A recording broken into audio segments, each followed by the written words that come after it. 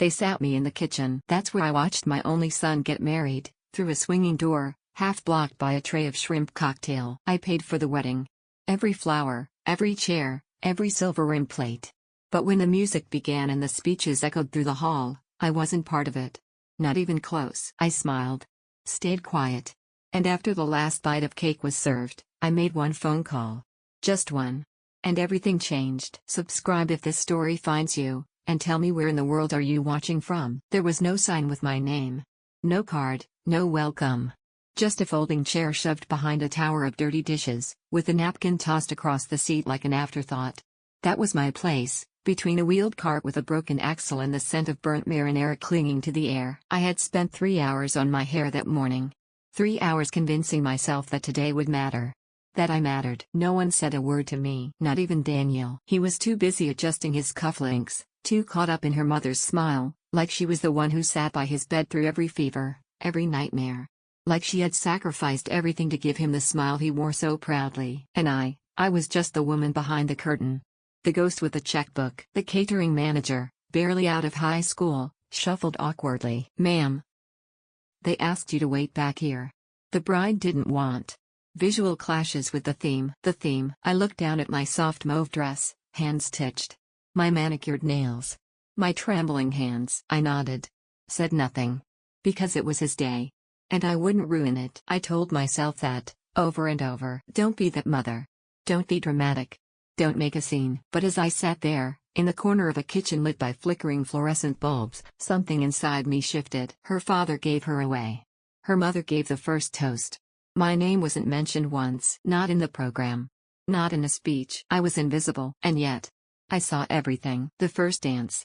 The twirl under golden lights. The applause. The kisses. He never looked my way. I pressed my napkin to my lips, pretending to fix a stain. But my eyes were burning. I told myself it was the kitchen steam. The onions.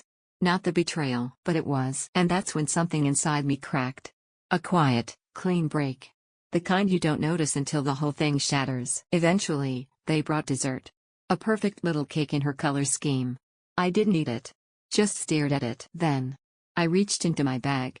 The same one he bought me for Mother's Day years ago, when he still called me Mama. 3 calls. That's all it took. I canceled the brunch flowers. Stopped payment on the second half of the band. Closed the bar, early. My voice? Calm. My hands? Steady. And for the first time in years, I felt it. Power. The door swung again. Another burst of laughter. Another glimpse of the world that no longer had a place for me. Let them celebrate. I had my own plans now. That night, I didn't sleep. Not for a minute. I lay in that hotel bed, still in my dress, listening to the ceiling fan hum like a countdown. I could still smell the kitchen grease in my hair. And I realized, I wasn't broken. I was done. My phone buzzed again on the nightstand. I didn't check it. I didn't have to. I already knew what was waiting there. Missed calls from Daniel, from Emily, and a single message from my niece that read, "What happened? Everyone's freaking out." I ignored them all. Instead, I opened the wedding budget spreadsheet I'd been updating for over a year. Every cent. Every floral upgrade. Every catered indulgence Emily insisted on, with that same tight smile and that same word she wielded like velvet-wrapped steel. Elevated. Margaret, we just want something a little more elevated. That's how we went from basic invitations to hand-calligraphed ones flown in from a boutique vendor in Vermont. That's how we went from a modest church hall to a rustic kick barn strung with chandeliers and rented antique whiskey barrels. That's how a simple cake turned into 5 towering tiers, and the bar menu became a curated experience. I paid for all of it. Every upgrade. Every fantasy. Not Daniel. Not Emily. Not her parents. No one offered. And I never asked. Because I wanted him, my son, to have everything I couldn't afford when I was raising him alone. But then I saw them. 2 charges. Small, almost forgettable. But not mine. A bar tab from a tasting event. A rehearsal dinner enhancement at the same restaurant where they seated me near the kitchen. Again, I froze. My breath caught. I double-checked the card. My card.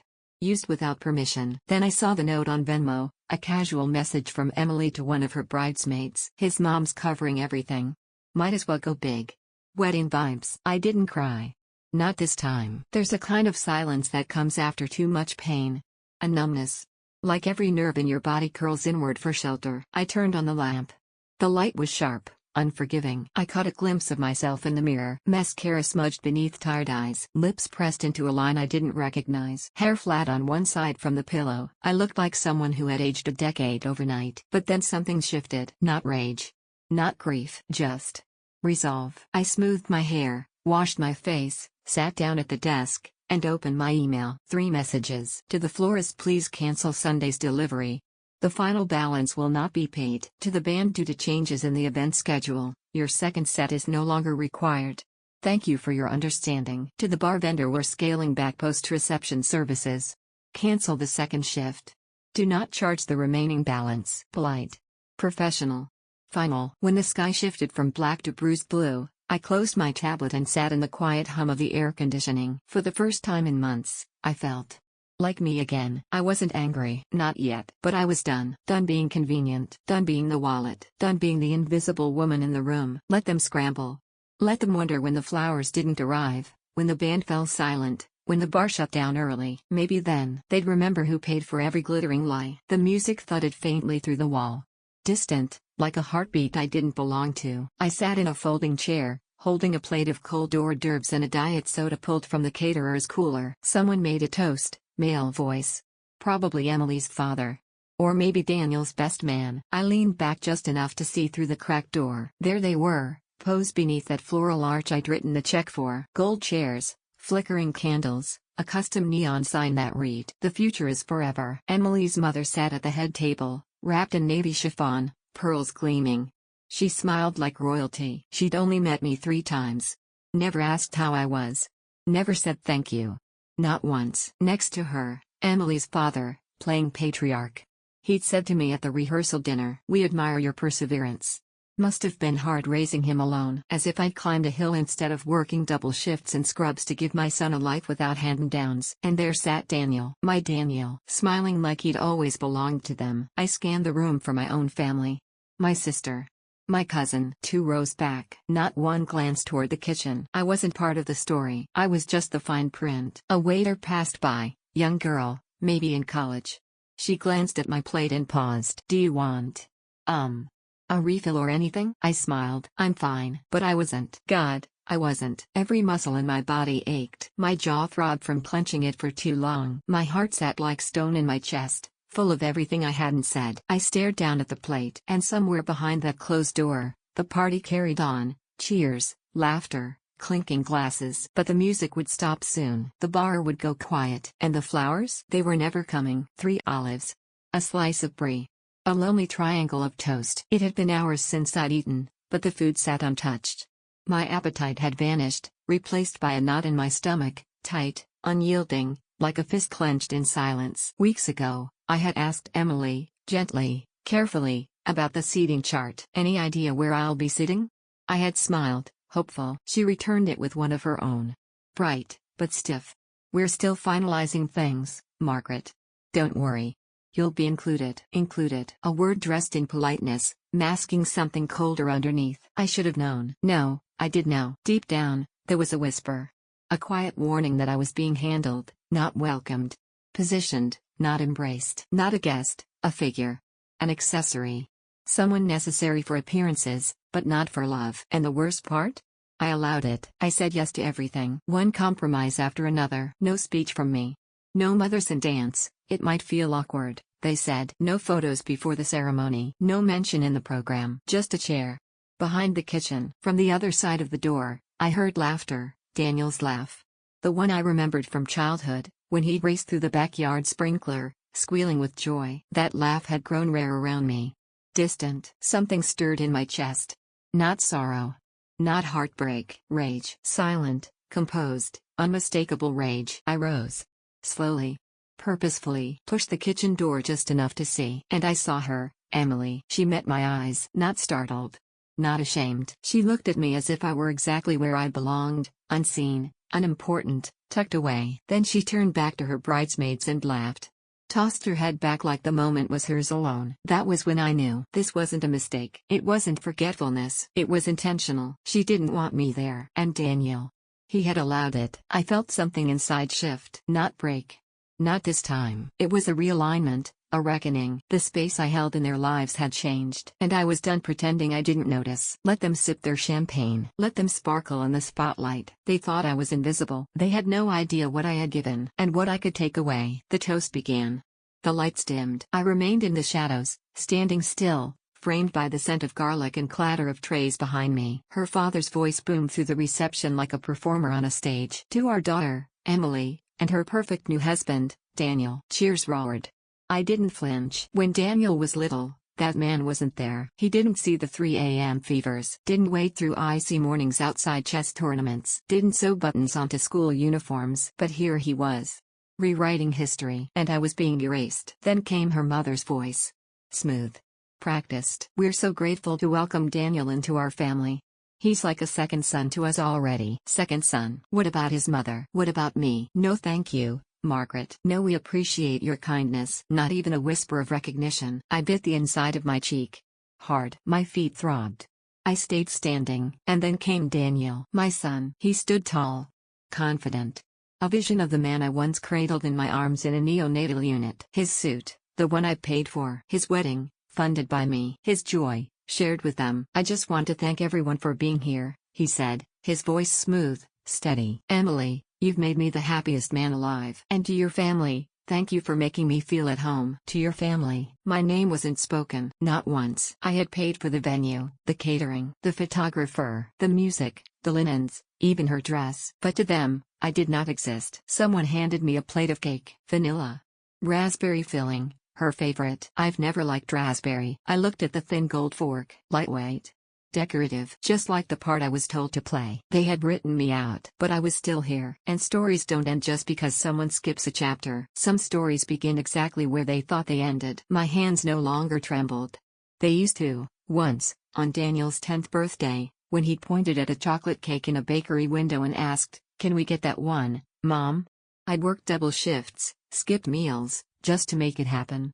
The way his face lit up. The way he hugged me so tightly. That moment still lived in my bones. But that boy was gone. Tonight, a man stood in his place. One who didn't save me a chair. Who didn't notice I was standing in the back, holding a cake I'd quietly ordered to honor his day. So I waited. Waited until dessert had been served, until laughter grew louder, until champagne glasses clinked and the music swelled like a rising tide. Then, without a word, I slipped out. Past the kitchen. Past the servers. Past the glow of the bar. Out the side door. The air outside was unnaturally still. The kind of silence that presses against your skin. I pulled out my phone. 3 calls. The florist. The band. The bar manager. Short, calm messages. No explanations. But they understood. By the time I stepped back into the hotel lobby, I was no longer the silent woman on the sidelines. Tomorrow's brunch? Cancelled. The late night set? Gone. Cocktail menu and second bartender? Scrapped. Let them feel the gap. Let them whisper. Let them wonder. They erased me from the celebration. I simply confirmed their decision. Back in my hotel room, the scent of rose lotion clung to the air. Faintly metallic beneath it, stress or something older. I sat cross-legged on the bed, the comforter untouched since I'd arrived. I hadn't cried. Not once. But something had shifted. Not frozen, no. Frozen things break. I was hardening. Becoming something else. I glanced at my phone. 6 missed calls. 2 voicemails. A dozen messages. Daniel, where are you? Mom, seriously, this isn't funny. Emily, what happened to the brunch? Are you okay? This is childish. A dry laugh escaped. Childish. That's what they called it. As if betrayal was a playground squabble. I opened my banking app. The charges were still there. Unauthorized. Entitled. A bridal party spa day, champagne, brunch for 8, on my card. No request. No thank you. Just assumption. The trust I'd carried for decades, the quiet work, the invisible love, felt torn, like a treasured quilt shredded in my sleep. I checked my email. Florist, we understand, though no refunds with short notice. Banned unusual cancellation, but we'll keep the deposit. Your message was clear. I didn't care about refunds. This wasn't about money. This was about presence. About voice. About not letting them pretend I wasn't there. About reclaiming the space I'd been quietly exiled from. My stomach growled, but food felt alien. Instead, I moved to the window. Watched the horizon bleed colors, orange, then pink, then that pale, almost unreal yellow. It felt like watching the sky exhale. Then something surfaced. A memory. A little red folder tucked deep in my dresser drawer. One I hadn't touched in years. Legal things. Letters I couldn't throw away. It felt like it had been whispering my name all weekend. I packed. Showered. Washed off the perfume and the pain. Dressed in denim and lavender-scented resolve. I checked out without a glance back. The drive home was long and quiet. The kind where your thoughts grow loud, echoing in the silence. He didn't mention you in the speech. They all saw where you sat. No one spoke up. The roses in front of my house had bloomed. I didn't pause. I went straight to the bedroom. Pulled the drawer open. There it was, the red folder. I sat on the bed, hands steady now. Beneath the stack of papers was a yellowed envelope. My late husband's handwriting. The postmark was from Arizona. The year he left us. I had found it weeks after he died. I hadn't opened it then. I hadn't been ready to hear from the ghost of a man who left too many things unsaid. But now, I slid my finger under the seal. The paper was thin, the ink slanted and familiar. It began, "Margaret, I know you never wanted to hear from me again. But I need to tell you something before I go. I've carried a secret for too long, and you deserve the truth. Daniel. He isn't biologically yours. Emily was pregnant when we met. I tried to make it right. I told myself it didn't matter. But I was wrong. I'm sorry." I stared at the words, the room spinning slowly around me. And suddenly, everything made sense. The distance. The unspoken tension. The cold smiles. The absence of a chair. This wasn't just betrayal. This was erasure by design. And I had only just begun to write my own story back in. For a moment, the room tilted like the world was about to fall off its axis. My breath caught. Then everything snapped back into place, except me. I read the rest. Words, meaningless now. Apologies. Regrets. Excuses that couldn't rewrite history. Daniel, my Daniel, was never mine by blood. A child born of betrayal, left at my door like a silent test I never agreed to take. And yet, I passed. God help me, I passed. Every scraped knee. Every sleepless night. Every double shift I took just so he could wear the same sneakers the other boys did. All of it, mine. I was the architect of his childhood, the one who built a life out of lies I never knew were being told. And now I was being erased from my own story. But something had shifted. The truth, when it finally came, wasn't a wound. It was a blade. Sharp. Clear. Clean. And I was done bleeding. No tears came. Not when the letter trembled in my hands. Not when the weight of it crashed down on me. Because I had already spent a lifetime crying, into pillows, into steering wheels, into the hollow space where loyalty should have lived. I didn't cry. Instead, I got up. I made coffee. Black. Bitter. Strong. I sat by the window and watched the neighbor's sprinkler tick-tick-tick across the lawn. A normal Sunday morning. But I wasn't that woman anymore, the one who paid for someone else's dream and smiled from a folding chair in the corner. No more. I picked up the phone and started dialing. The florist first. "Hi, yes. Please cancel the Sunday arrangements." No explanation offered. None owed. Then the band. Same calm voice. Same finality. Finally, the bar service. "Hi, this is Margaret Langley." "Yes. No, everything's fine. Just a change of heart." Click. 3 calls. 3 cuts. And the first taste of freedom. I turned off my phone. Waited. 5 minutes. 40 messages. 3 voicemails. "Daniel, Mom, where are you? The band didn't show. What's going on?" "Emily's mother, this is unacceptable. Guests are asking questions." "Emily herself, is this about the seating? That's just petty. Don't ruin this." Petty. The word rang in my ears like an insult carved in stone. I closed my eyes and saw her face, smirking, smug, certain I'd stay quiet. Certain I'd keep funding the fairy tale. But this was no fairy tale. I turned the phone off again. Let them unravel. Let them discover the music stopped because I stopped it. That the bar ran dry because I closed the tab. That the flowers never came because I uprooted them myself. I cleaned the kitchen. Fed the cat. Wiped the counter. For the first time in months, the silence was comforting. Not hollow. Whole. The doorbell rang at noon. I didn't move. Let them knock. Let them wonder. That night, I posted one photo to Facebook. No caption. No explanation. Just a picture of the check I'd written, amount clear, account number blurred, signature visible. The receipt of my sacrifice. Then I logged off, not just the app, but the guilt. The roll. The silence. Let them sit in it. The next day dawned soft and still. I brewed coffee and stared out the window. No makeup. No armor. Just me. Daniel hadn't called again. His last message had been clipped, distant. You really made a scene, Mom. Everyone's talking. You embarrassed us. But I didn't flinch. Because here's the truth: no one wants to say you can give everything, your time, your heart, your future, and still be told you don't belong in the photo album. I didn't need to be remembered. I needed to be free. That morning, I deleted his name from my phone. Not the number. Just the name. I didn't want to forget him. I just didn't want him lighting up my screen like he still had a right to. Around noon, I went out. Groceries. Post office. A few small errands. Life doesn't stop just because you've woken up. And in the bakery aisle, among bread and sugar and things that rise again, I saw Diane, my cousin. My witness. Someone who had seen it all.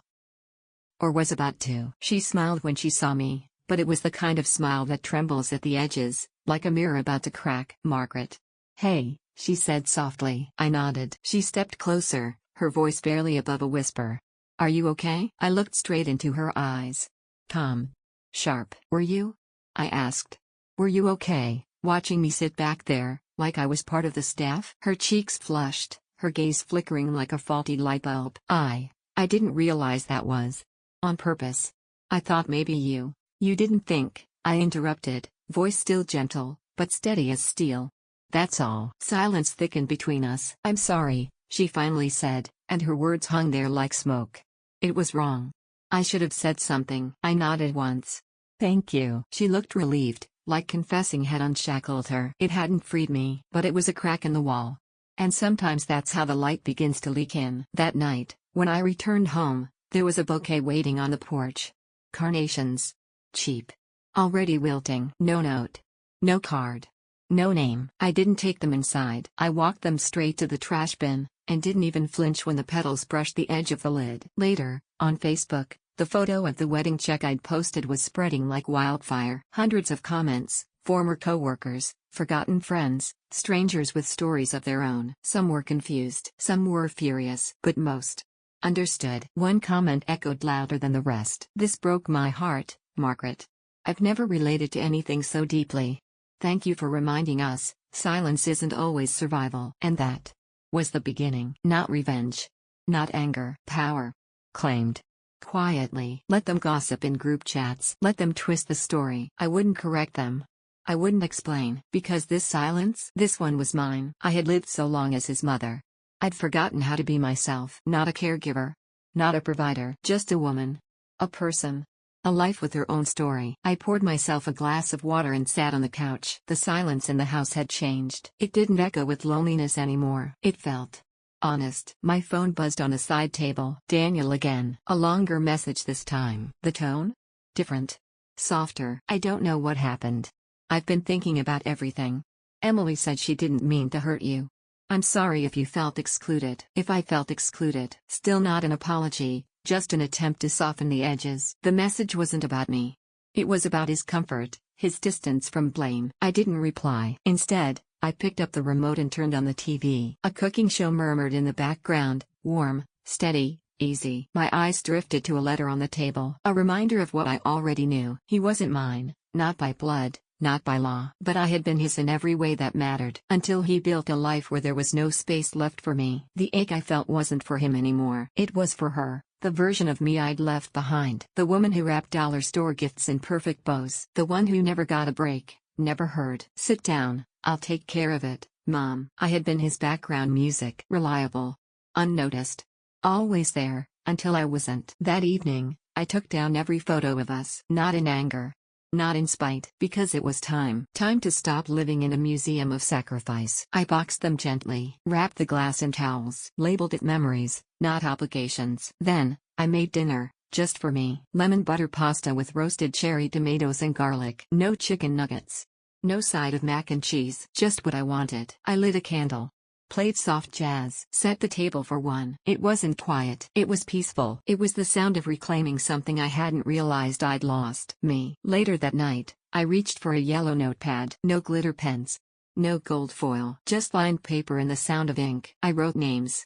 Not out of duty, out of love. Claire, My old friend who smuggled coffee into my locker. Mr. Henderson, my neighbor who cleared my driveway before sunrise. Dina from the bookstore, who really listens when she asks how I am. Nurse Janet, who once stayed late on her birthday to cover my shift. No one shared my blood, but every name had seen me more clearly than my own son ever had. This wasn't a wedding, not a holiday, just a dinner. At my house, with my food. At my table, no folding chairs, no kitchen seats. I spent the next few days preparing, not to impress anyone, just because I wanted to. This wasn't about Daniel, not about being right, not about getting credit. It was about joy, about finally living in my own story. At the market, I picked everything myself. Fresh basil, garlic, heirloom tomatoes, no frozen appetizers. I even bought a new tablecloth, blue, with sunflowers. It reminded me of someone I used to be, before the world told me to be quiet. That morning, I woke up early and played music while I cooked. Van Morrison, Stevie Nicks, Norah Jones. The house smelled like garlic, lemon zest, and effort. Claire arrived first, bottle of red in hand, smile wide. "You look amazing, Maggie." And I did. Soft gray hair, loose and free. A linen blouse. No mascara. No tight underthings. Just me. They trickled in after that. Laughter at the door. Hugs that lingered. Wine poured without needing permission. We sat around the table that once held math homework and unfolded laundry. Now, it overflowed with joy. With conversation. With family. Not assigned. Chosen. Between dessert and seconds, I felt it. I wasn't forgotten. I wasn't erased. I wasn't background music anymore. Under the string lights on the porch, Claire raised her glass. "To Margaret, for being the kind of woman who reminds us that it's never too late to take your seat at the head of your own table." Glasses clinked. I laughed, for real. And when I raised mine, I said only this: "To finally being seen." The knock came just after noon. Steady.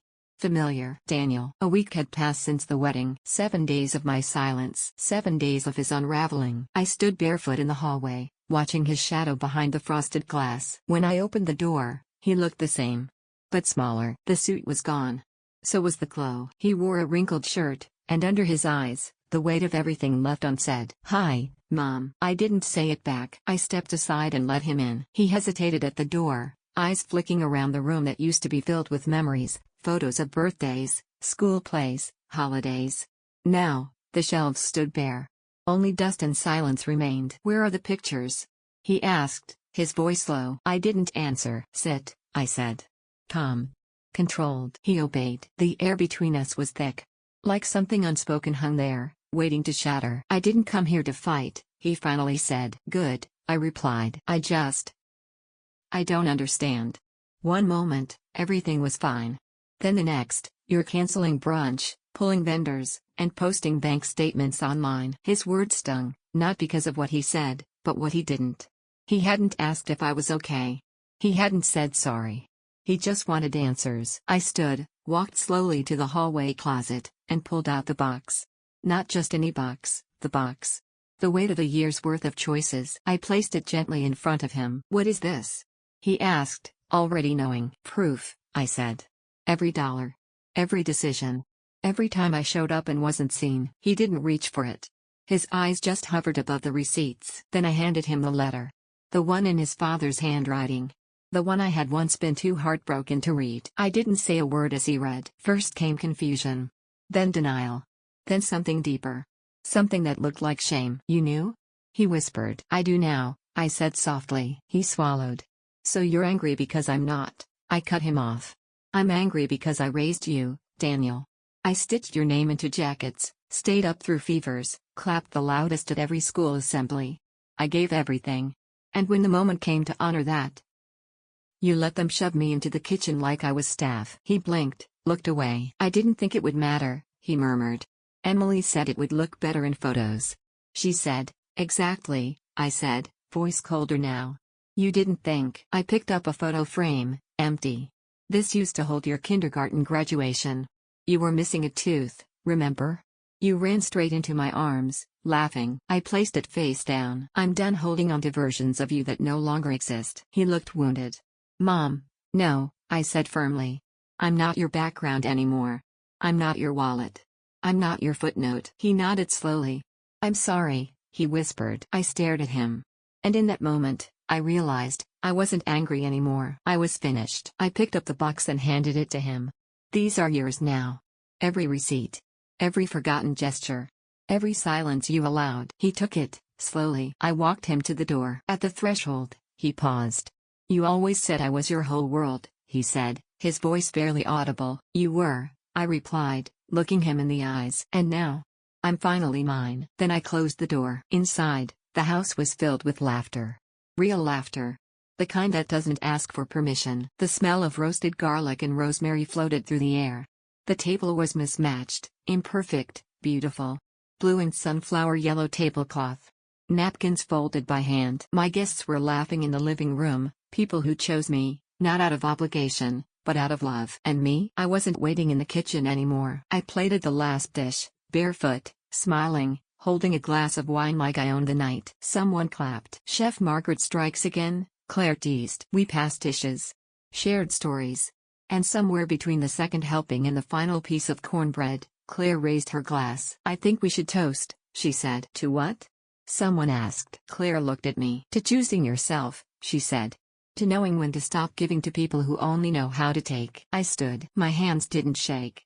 My voice didn't tremble. I looked around the table. To the mothers who were told they were too much. To the women who gave everything and were told it still wasn't enough. To the ones asked to sit in the kitchen after building the whole house. This is for us. May we never sit down again, unless it's at the head of our own table. Glasses clanked. Somewhere, someone shared. And I sat down. Not hidden behind a column. Not pushed to the back row. Not sidelined or silenced. I sat in my seat, where I belonged. Not because I was invited, but because I claimed it. Daniel never called again. But I didn't need him to. Because the people who mattered, the ones who saw me, heard me, stood beside me, were already here. I hadn't lost anything that wasn't already gone. I had only cleared the silence so something real could grow. The next morning, I woke to birdsong and sunlight spilling across my sheets like forgiveness. No tightness in my chest.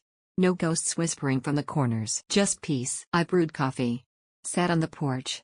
My robe fluttered in the soft breeze as I looked out at the garden, roses blooming, wild and unapologetically bright. And for the first time in years, I wasn't someone's background character. Not a footnote in their fairy tale. Not the one who paid the price so others could play pretend. I was the main character. In my story. In my life. And finally, that was enough. Outro for YouTube. Thanks for listening. If this story moved you, subscribe for more. And if you've ever been the one holding everyone else together, only to be forgotten, drop your story in the comments. Your voice matters. And it deserves to be heard.